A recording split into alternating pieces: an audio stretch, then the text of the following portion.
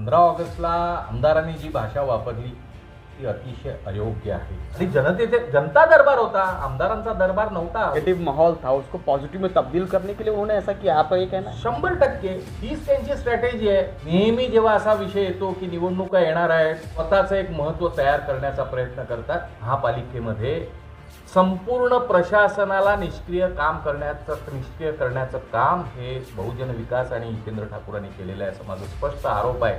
हा आरोप नाही, हे फॅक्ट आहे।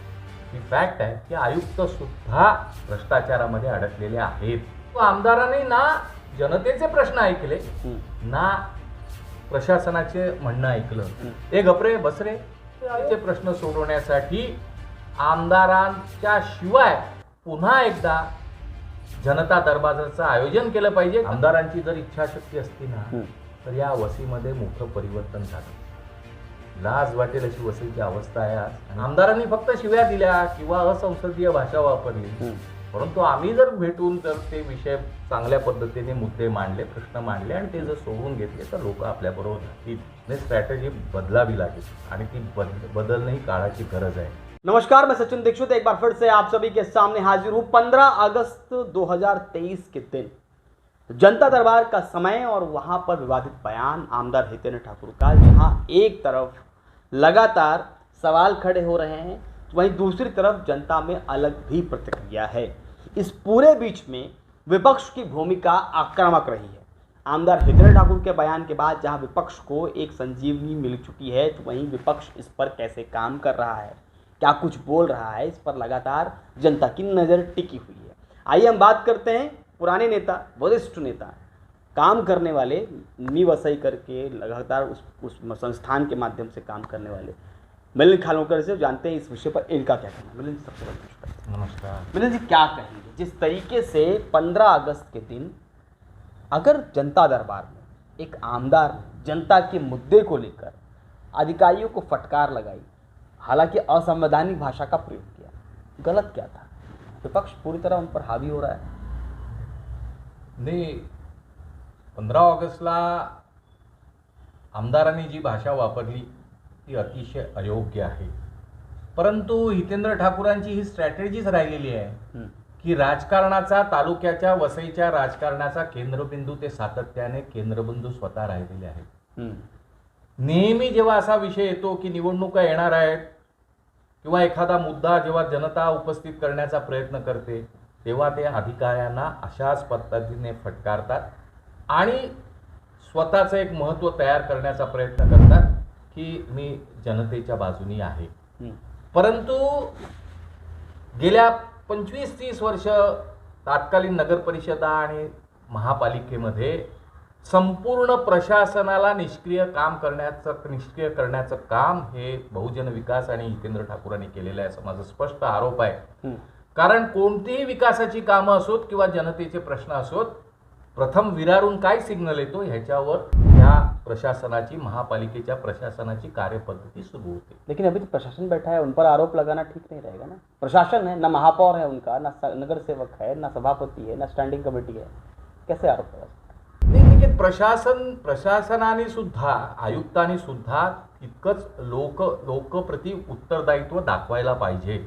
ते दाखवलेलं नाही आहे। वसईच्या प्रश्नांमध्ये ज्या पद्धतीने लक्ष आयुक्तांनी घालायला पाहिजे किंवा घातलं पाहिजे असं जेव्हा दिसायला पाहिजे आणि त्यातून काही उत्तर प्रश्न सुटले पाहिजेत, उत्तरं मिळाली पाहिजेत, ते होत नाहीये ना।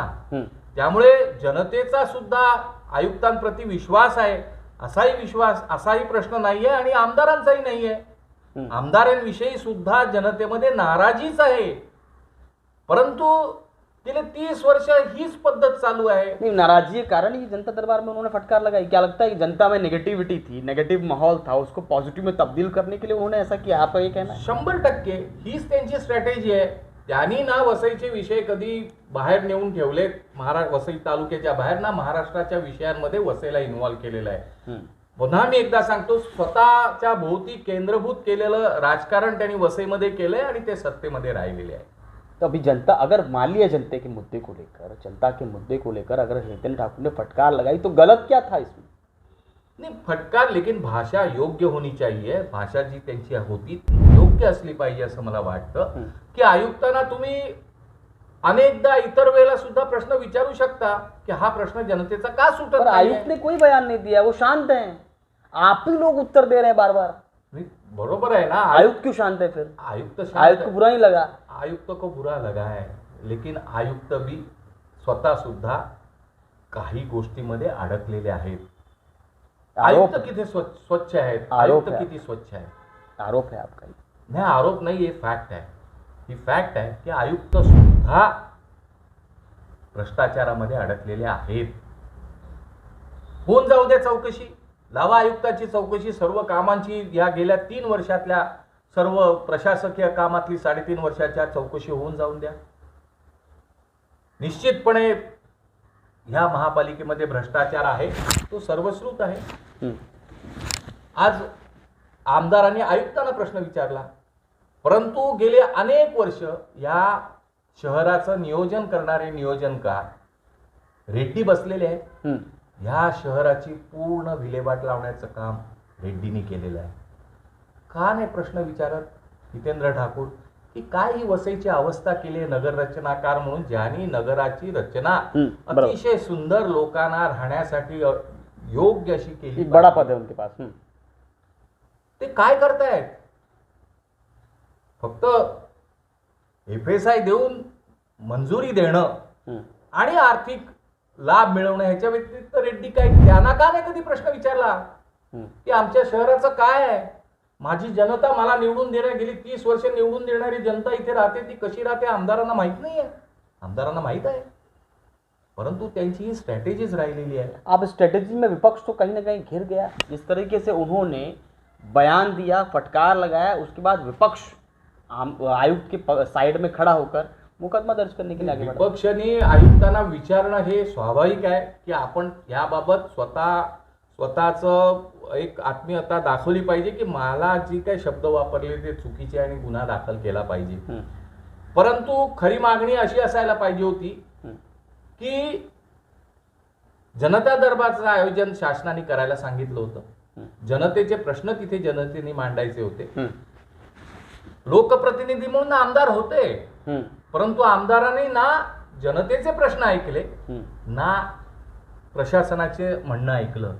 त्यामुळे कमीत कमी आयुक्तांनी जनतेचे प्रश्न सोडवण्यासाठी आमदारांच्या शिवाय पुन्हा एकदा जनता दरबाराचं आयोजन केलं पाहिजे. कारण उनको भी उपस्थित रहना दो, आमदार भी होने दो, उसमें क्या दिक्कत है? उनके बगैर क्यों? नाही, बगैर नाही. अगर आमदार म्हणून जर त्याच्यामध्ये जर बोलायला देत नसतील आणि त्याच्यावर जर आयुक्त कारवाई करू शकत नसतील तर आम्हाला आमदार जर आम्हाला प्रश्न मांडायला देणार नसतील, ते आमदार आम्हाला नको आहेत. जनतेला कशाला पाहिजेत आमदार? त्याने आमचे प्रश्न उलट मांडले पाहिजेत ना, जनतेचे प्रश्न. की आयुक्त साहेब हा जनतेचा प्रश्न आहे, ते जनतेला सांगतात बोलू नका, ए गपरे बसरे, हे अयोग्य आहे. ऐसी भाषा का प्रयोग. हा, आणि जनता दरबार होता, आमदारांचा दरबार नव्हता. लोकप्रतिनिधी म्हणून आमदार असणं आणि आमदारांनी जनतेचा प्रश्न उचलून धरणं. अच्छा, आपकी मांग है कि फिर से ऐसे कोई दरबार लगने चाहिए? इससे पहले कई बार लग चुके हैं. एक बार खासदार भी आए थे, सर्वपक्षीय इस तरह का दरबार था, ऊपर लगा था महानगर पालिका के कार्यालय में, तब भी ऐसी कुछ बातचीत हुई थी, लेकिन वहाँ ऐसा कोई माहौल नहीं हुआ. उसके बाद ये जनता दरबार जो शासन की तरफ से कहा गया, वो एक और दरबार की आप मांग कर रहे हैं? जरूर, अजून एक दरबार झाला पाहिजे आणि सर्वांना निमंत्रण त्याचं अगोदर समजलं पाहिजे. अनेकांना माहित नव्हतं आज जनता दरबार आहे म्हणून, आणि त्याचं नियोजन झालं पाहिजे. प्रश्न जनता दरबार व्हायचे ना, तेव्हा पहिले प्रश्न लोकांकडनं लिहून घ्यायचे, लोकांना टोकन द्यायचे आणि त्या प्रश्नावर चर्चा व्हायची. जनता दरबाराची कार्यपद्धती आहे, लोकांना बोलवलं आणि जनता दरबार भरवला आणि ज्याच्यातून काहीच निष्पन्न झालं नाही असे जनता दरबार आम्ही बघितलेले नाही. जनता दरबारामध्ये जनतेचे प्रश्न अर्जाद्वारे स्वीकारले पाहिजे. मॅक्स फिक्स आयुक्तांना अशा पद्धतीने दाटून टाकलं त्यांनी, अशा पद्धतीने सुनावलं की मी बघा जनतेचा किती कैवारी आहे, मीच तुमचे प्रश्न सोडवणारा एकमेक माणूस आहे आणि मैं डांटूंगा आप सुनोगे, आणि माझं काही होणार नाही, माझं काहीच होणार नाही. जनता का कोई काम होना नहीं. वैसे भी क्या लगता है आपको आमदार की इच्छा शक्ति पर? आमदारांच्या इच्छाशक्तीवर, आमदारांची इच्छाशक्तीच नाही. आमदारांची जर इच्छाशक्ती असती ना तर या वसीमध्ये मोठं परिवर्तन झालं असतं. लाज वाटेल अशी वसईची अवस्था आहे आज, आणि ह्याच्या पुढे अजून बिघडत जाणार आहे. त्याचं दुःख आहे. अधिकारियों को क्रोध आया इसलिए तो उन्होंने डांटा, इसलिए उन्होंने डांटा, और डांटने के बाद अधिकारी कई जगह मुझे लगता है मैदान पे उतरे. मनवेलपाड़ा में अवैध रूप से बस खड़ी थी, उस पर कार्रवाई भी हो गई, वहां से हटी. ते स्वाभाविक आहे, ते अगोदरच व्हायला पाहिजे. आमदारांनी सांगण्याची काही गरज नाही आहे. परंतु कित्येकदा असं असतं की त्या बसवर कारवाई करायच्या अगोदर आमदारांकडून किंवा आमदारांच्या जे काय पदाधिकारी आहेत बहुजन विकास आघाडी यांचं काय मत आहे असं प्रशासन नेहमी विचार करतंय वसई तालुक्याचं, आणि म्हणून वसई तालुक्याचा विकास नाही. विपक्ष की भूमिका क्या लगती है आपको? जिस तरीके से आमदार अपनी स्ट्रेटेजी अपनाते हैं, उस स्ट्रेटेजी के बाद में कहीं ना कहीं विपक्ष पर जिस तरह भूमिका होनी चाहिए, क्या लगता है उस तरह की भूमिका अदा की जा रही है? विपक्षांनी जनतेच्या प्रश्न सोडवण्यासाठी सर्वात जास्त प्रयत्न केले पाहिजे. ज्या पद्धतीने आज आपण आमदारांच्या विरोधात आयुक्तांनी कारवाई करावी म्हणून आपण गेलोय, तसं जनतेच्या प्रश्नावर एकदा आयुक्तांना धरलं पाहिजे ना, आणि ते नियोजनबद्ध धरलं पाहिजे की हे प्रश्नाचं उत्तर द्या. निवेदन देण्यापुरती नाही भेटणं. या प्रश्नाचं उत्तर द्या, तोपर्यंत आम्ही इथून हटणार नाही. राहून दे बाजूला जनता दरबार.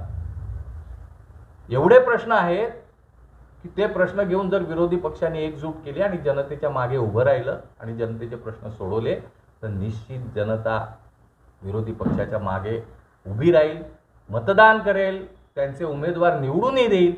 परंतु आमदारांना मोठं करण्याचा प्रयत्न ह्याच्यातून झाला का असा विचार करायची. हर बार हितेंद्र ठाकुर की ऐसी स्ट्रैटेजी चुनाव में कामयाब हो जाती है, इस बार होगी? विरोधी पक्षांचं पुढील धोरण काय आहे ह्याच्यावर याचं उत्तर अवलंबून आहे. लगता है आपको इच्छा शक्ति के अनुसार, विपक्ष की इच्छा शक्ति के अनुसार, विपक्ष के कार्य पद्धति के अनुसार असं तर होताना दिसत नाही ना. गेल्या अनेक वर्षाचा जो अनुभव आहे, विशेषतः 10-15 वर्षाचा अनुभव. अगर आप जैसा गंभीर और वरिष्ठ नेता ऐसी बात बोलेगा कि अभी दिख नहीं रहा है, तो जनता फिर कहाँ जाएगी? वहीं जाएगी जहाँ पहले जा रही थी. परंतु विरोधकांना सुद्धा विचार करण्याची वेळ आलेली आहे असं मला सांगायचं आहे. म्हणजे मी काही वेगळं सांगतोय, विरोधकांच्या वेगळी भूमिका नाहीये माझी. परंतु भूमिका ही आहे की आपण जनतेच्या प्रश्नावर जर एकत्र आलो नाही, जनतेच्या प्रश्नावर आयुक्तांना घेरलं नाही आणि जनतेला न्याय मिळवून द्यायचा प्रयत्न केला नाही, तर जनता आपल्या मागे कशासाठी उभी राहील? कहीं ना कहीं ऐसा तो नहीं है हितेंद्र ठाकुर ने फटकार लगाया और विपक्ष फटकार पर आ गया, लेकिन मुख्य मुद्दे से भटक गया? असंच झालेलं आहे ना. आज प्रश्नचिन्ह उभं राहिलं आहे की आम्ही विरोधी पक्ष नेते एवढं भेटून आयुक्तांना तर पाठीचा कणा नाहीच आहे. बरोबर. त्यामुळे आयुक्त काही करणार नाही ह्याची कल्पना आपल्याला ह्यापूर्वी पण होती, आता पण आहे आणि पुढे पण राहील. तो मिलने से मतलब क्या? ह्यापेक्षा जर जनतेच्या प्रश्नावर जर आम्ही आयुक्तांना घेरलं, आमदारांनी फक्त शिव्या दिल्या किंवा असंसदीय भाषा वापरली, परंतु आम्ही जर भेटून जर ते विषय चांगल्या पद्धतीने मुद्दे मांडले, प्रश्न मांडले आणि ते जर सोडवून घेतले, तर लोक आपल्या बरोबर राहतील. भविष्य में क्या लगता है इन सब मामलों को लेकर आने वाले चुनाव में क्या हो सकता है, अगर स्ट्रैटेजी यही रही सब कुछ तो?